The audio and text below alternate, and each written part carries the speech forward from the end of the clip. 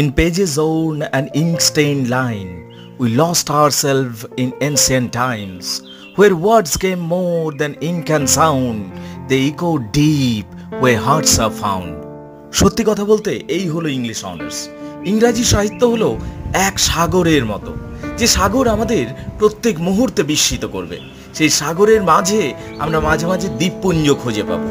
সেই দ্বীপে আমাদের স্তম্ভিত করার জন্য দাঁড়িয়ে থাকবে সাইক্লপস, ফিংস এবং নানা ধরনের বিতর্কিত তথ্য। জানতে পারবো শেক্সপিয়ার আবার শেক্সপিয়ার নয়, আবার এও জানতে পারবো যে কোনো লেখাই নিখুঁত নয়। ইংরাজি সাহিত্য আমাদের প্রেম করতে শেখাবে, ভালোবাসতে শেখাবে, মানুষ চিনতে শেখাবে, চরিত্র নির্ধারিত করতে শেখাবে, সর্বোপরি সাহিত্য রস নিতে শেখাবে।